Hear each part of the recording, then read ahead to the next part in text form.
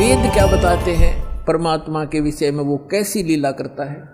यदि वेदों का अनुवाद ये दास करता, वही करना था जो इन चंद श्लोकों में उन लोगों ने किया है जो भगवान को निराकार मानते हैं। उनकी फाइनल है ये, उनका किनका, आर्य समाज वालों का, महर्षि दयानंद और उनके चेलों का ये फाइनल फैसला है कि भगवान निराकार है, उसका कोई शरीर नहीं है, उसका कोई बॉडी नहीं है।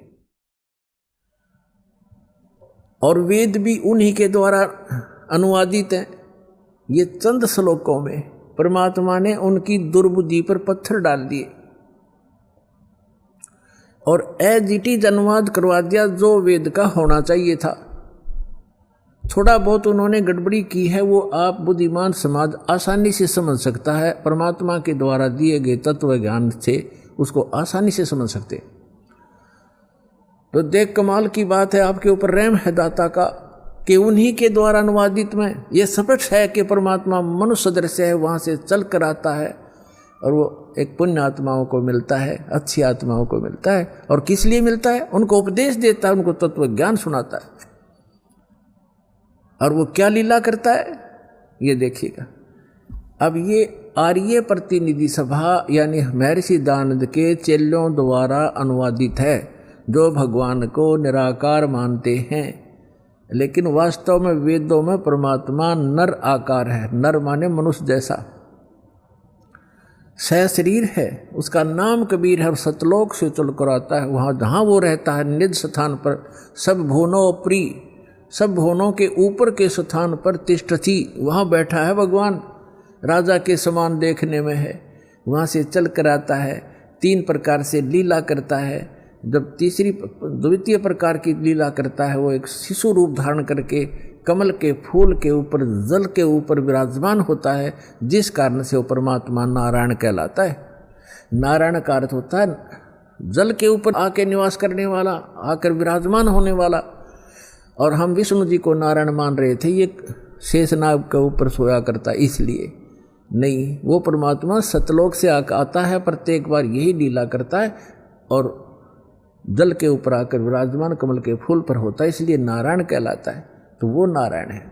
और सत्यनारायण, सत्यनारायण का अर्थ होता है अविनाशी परमात्मा। सत्य माने अविनाशी, हम सत साहेब कहते हैं उसको, अविनाशी परमात्मा। तो अविनाशी परमात्मा कबीर जी हैं, श्री ब्रह्मा, श्री विष्णु, श्री शिव जी, ये नासवान परमात्मा हैं, भगवान हैं, स्वामी हैं, प्रभु हैं। इनकी जन्म मृत्यु होती है। और इसका प्रमाण है श्री देवी भागवत यानी देवी महापुराण, गीता प्रेस गोरखपुर से प्रकाशित, सचित्र मोटा टाइप, 3रा स्कंद 123 पृष्ठ पर। भगवान विष्णु स्वयं कहते हैं अपनी माता से कि तुम शुद्ध स्वरूपा हो और ये सारा संसार तुम इसे उद्भासित हो रहा है। मैं ब्रह्मा और शंकर, विष्णु जी कह रहे, आपकी कृपा से विद्यमान है। हमारा आविर्भाव माने जन्म और तिरोभाव माने मृत्यु हुआ करता है, हम अविनाशी नहीं है। और शंकर भगवान कहते हैं, हे माता, ब्रह्मा जी का जन्म आपसे हुआ, तो क्या मैं तमोगुण लीला करने वाला शंकर आपका पुत्र नहीं हुआ? अर्थात मेरी भी आप ही जनक हैं, मैं आपका पुत्र हूँ और हम केवल नियमित कार्य ही करते हैं। हम तीनों गुणों से उत्पन्न हैं, रजगुण ब्रह्मा, सतगुण विष्णु, तमगुण शिव जी, और हम केवल नियमित कार्य ही कर सकते हैं। जिसके भाग्य में जैसा है वैसा ही दे सकते, उसमें कोई परिवर्तन नहीं कर सकते। श्री देवी महापुराण ने चंद श्लोकों में इन भगवानों की पूर्ण लीला तकरीबन सती थी क्लियर कर दी, स्पष्ट कर दिया, सारे कंसेप्ट क्लियर कर दिए। ये नासवान है, दुर्गा जी इनकी माता है, रजगुण ब्रह्मा, सतगुण विष्णु, तमगुण शिव जी यही हैं, और प्रकृति दुर्गा को कहते हैं, और ये केवल नियमित कार्य ही कर सकते। तो जो नारायण है वो परमात्मा है, वास्तव में कबीर साहब है जो ऐसी लीला करता है। अब वेदों में दिखाते हैं आपको कि जब वो परमात्मा आता है शिशु रूप धारण करके, उसमें उनके परवरिश की लीला कुंवारी गायों के द्वारा होती है। ये देखो, अब हम वेद पढ़ रहे हैं, आपको दिखा रहे हैं, ये वेद हैं। अभी आपको दिखाया था, अब और देखो, फिर पुनः दिखाते हैं। ये कहाँ से प्रकाशित है? सर्वदेशी कार्य प्रतिनिधि सभा, महर्षि दान भवन, रामलीला मैदान, नई दिल्ली से। और ये इसके अनुवादक और ये मुद्रक Prince offset printers 1510 Pataudi house, Daryaganj, नई दिल्ली से। और अब हम आपको ऋग्वेद मंडल नंबर 9 का और सूक्त नंबर 1 दिखाते हैं। ये देखिएगा, ऋग्वेद भाष्यम अथ नवम मंडल, 9वां मंडल प्रारंभ होता है। इसका ये प्रथम मंत्र है। इसमें क्या लिखा है कि हे सोम स्वभाव परमात्मन, यानी परमात्मा की महिमा चल रही है। सोम माने परमात्मा, सोम, ये भी ध्यान रखना, अभी आगे चल के आपको ये हेल्प करेगा इस ज्ञान को समझने में। ये 1 नंबर मंत्र, मंडल नंबर 9 सूक्त नंबर 1 का अब मंत्र नंबर हम दूसरा पढ़ रहे हैं। इसमें है हे परमात्मन आप, है ना, परमात्मा की महिमा चल रही है, ये ध्यान रखना। अब तीसरे मंत्र में हे परमात्मन, चौथे मंत्र में हे परमात्मन आप, है ना, महिमा भगवान की। और 5वें मंत्र में हे परमात्मन आप, यानी परमात्मा की महिमा चल रही है।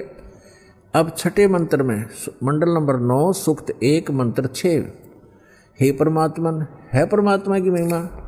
और अब यहाँ 7वें और 8वें में इनका याद आ गया महर्षि के चेलियाँ के।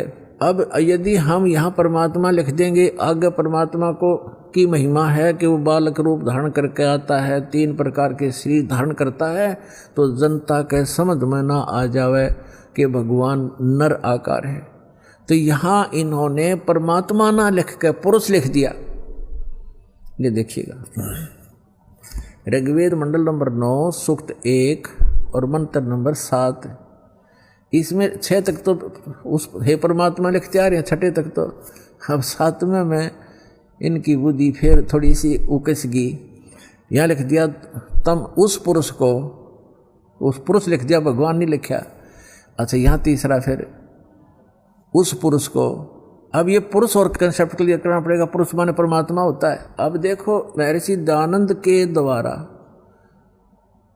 ज्ञान दिया गया है कि परमात्मा निराकार है, और जिसको माना है आर्य समाज के व्यक्तियों ने, और पूरा विश्व ही माने बैठा है कि भगवान निराकार है। अब महर्षि दयानंद को हम छोड़ देंगे, क्योंकि हमने वेदों से प्रमाणित करना है कि वेद क्या कहते हैं। यजुर्वेद उन्हीं के द्वारा अनुवाद है, महर्षि दयानंद के द्वारा।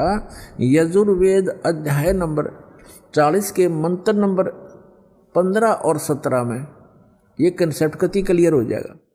जैसे वेद ज्ञान परमात्मा ने दिया, उस पूर्ण परमात्मा ने इसके अंतःकरण में फीड कर दिया। उस मालिक ने जो इसमें लिखना था वो लिख दिया, ताकि हम आसानी से समझ सकें। जिसने आगे वेदों को फिर बताया है, दिया है, समझाया है, उसमें लिखा है कि वेद ज्ञान दाता ये कहता है। अब वेद ज्ञान दाता, अब ये यहाँ काल माना जाएगा ब्रह्म, क्योंकि इसने आगे प्रदान किए हैं और इसको भगवान उस परम पिता ने दिए हैं, इसलिए ये गॉड गिवन है। और आगे जो इसने दिया है वो इस ब्रह्म के द्वारा दिए गए, इसलिए ये ब्रह्म गिवन भी कहे जाते हैं, गीता और ये दोनों वेद। तो यहाँ 40वें अध्याय के 15वें श्लोक में ये खुद कहता है कि मेरा ते कोम नाम है, और 17वें में भी यही स्पष्ट करता है कि मेरा ते कोम नाम है। और वो परमात्मा गुप्त है, वो पुरुष माने परमात्मा पूर्ण ब्रह्म ऊपर रहता है, वो गुप्त है। ये देखना, यजुर्वेद उठा लिया, ऋग्वेद रख दिया, और महर्षि दयानंद सरस्वती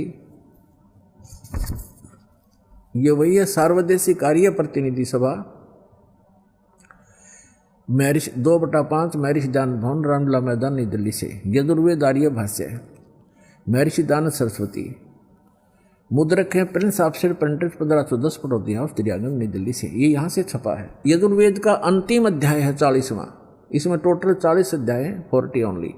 और इसमें 40वें अध्याय में 17 मंत्र हैं, और इसमें पूरे यजुर्वेद का लगभग निष्कर्ष है। अब देखो, ये यजुर्वेद अध्याय नंबर 44 40वां अध्याय है। 40वें अध्याय का ये 15वें मंत्र में वेद ज्ञान दाता कहता है कि वायु अनिलम अमृतम अथिदम भस्मांतम शरीरम ओम करतो समर किलबे समर करतुम समर। ओम नाम का जाप काम करते करते सिमरण करो। कलबे माने कलबलाहट के साथ, कसक के साथ एक स्मरण करो। और कर्तुम माने अपना मूल कर्तव्य जानकर मनुष्य जीवन का ओम नाम का सिमरण करो। ये तो ब्रह्म तक की साधना है। और वायु अनिलम अमृतम अथिदम भस्मांतम शरीरम, यानी जब आपके प्राण समाप्त होंगे उस समय इस ओम नाम के जाप से जितना अमृतम अमृतव यानी आपको जितनी गति होनी है वो मिलेगी। अब इसका प्रमाण आपने श्रीमद् भगवत गीता अध्याय नंबर 8 के श्लोक नंबर 13 में मिलेगा कि गीता ज्ञान दाता भी ये ब्रह्म ही है। श्री कृष्ण जी में प्रवेश करके बोल रहा है, ये कह रहा है कि ओम इति एकाक्षरम ब्रह्म व्यवहारण माम अनुसमरण यह प्रयाति तदन्देहम स याति परमाम गतिम। माम ब्रह्म, मुझ ब्रह्म का। अब यहाँ ये भी कंसेप्ट क्लियर करना पड़ेगा। पुण्यात्माओं, आज तक ये लोक वेद दंत कथा सुनते सुनते हम बहरे हो गए और हम ढीठ हो गए, उस ज्ञान को कति कंप्लीट मान बैठे जो हमने सुना वो फाइनल है। और सभी भ्रमित है, कोई स्थिर नहीं है। किसी को भी कोई कुछ कह देता वो भी हाँ ठीक ऐसा भी है, ऐसा भी है, क्योंकि हम स्वयं अपने सदग्रंथों से परिचित नहीं। और दास का उद्देश्य है कि आपको अपने ही सदग्रंथों से परिचित करा के इनका मास्टर बना दूं ताकि आप भ्रमित ना हो। जैसे श्रीमद् भगवत गीता अध्याय नंबर 2 के श्लोक नंबर 53 में कहा कि अर्जुन, जब भिन्न भिन्न प्रकार के भ्रमित करने वाले वचनों से ज्ञान से आपकी बुद्धि हटकर एक परमात्म ज्ञान पर स्थिर हो जाएगी, उस परमात्मा के ज्ञान पर स्थिर हो जाएगी, तब तू योग को प्राप्त होगा, तब तो तू भगत बनेगा, यानी भक्ति योग्य होगा। तो जब तक आप भ्रमित हैं, कोई कुछ कह देता वो भी ठीक, वो कहता वो भी ठीक, तो तब तक आप भक्त नहीं बन सकते, आप सफल नहीं हो सकते। तो दास चाहता कि आपकी ये सारी भ्रमणा और अज्ञान मिटाकर एक परमात्म उस तत्व ज्ञान पर स्थिर कर दूं, जिसके लिए आपको परमात्मा ने शिक्षित बनाया, आपके ऊपर रहम किया। और दूसरा रहम ये किया कि ये इंस्ट्रूमेंट, ये उपकरण बनवा दिए इलेक्ट्रॉनिक, ये प्रोजेक्टर, सीडी, टेलीविज़न मीडिया, जो इलेक्ट्रॉनिक मीडिया, ये आपके लिए तैयार करवाया परमात्मा ने कि आज घर बैठे आप सत्संग समझ सकते हो, वेदों को जान सकते हो और सभी सदग्रंथों को आप समझ सकते हो। और जब तक आप स्वयं अपनी आँखों से सदग्रंथों को नहीं देखोगे, नहीं जानोगे, तो ये काल के जितने भी भ्रमित करने वाले संत भेजे गए हैं, ये आपको ऐसे ही मिसगाइड करके उद्देश्य से वंचित कर देंगे। तो अब दास चाहता कि इनकी दाल नहीं गलेगी। आप शिक्षित हैं, बेटा बेटी भाई बहन सब शिक्षित हैं और सदग्रंथ हमारे पास है। तो अब एक ये समझो कि आपका जीवन का उद्देश्य क्या है, ये समझ में आओगा सत्संग से। जीवन, मनुष्य जीवन का उद्देश्य केवल मोक्ष कराना है, या कोठी बनाना, बंगले बनाना, कार खरीद कर रख देना, ये नहीं है। ये तो एडिशनल है, बाई प्रोडक्ट है भक्ति का, जो दास आपको भक्ति देगा परमात्मा की दी हुई। इस साधना से आप जो सुख वैसे सारा जीवन खोजने में लगे रहते हो, प्राप्त करने में, वो नहीं मिलते। तो इस भक्ति का वो बाई प्रोडक्ट है, वो तो आपको वैसे ही मिलेंगे। जैसे किसान गेहूं बीजता है, उसका उद्देश्य भूस बनाना नहीं होता, उसका उद्देश्य कनक लेना होता ताकि जीवन रक्षा हो, और भूस तो अपने आप बन जाता है। भूस तो अपने आप बनता हो तो बनेगा ही बनेगा। तो दास जो आपको शास्त्र अनुकूल साधना बता रहा है, उससे संसारिक सुख तो अपने आप होंगे ही होंगे, आप मांगो चाहे मत मांगो, ये तो एक साधन ऐसा है। तो इसलिए आप जी को सब सदग्रंथों से परिचित कराना अनिवार्य है।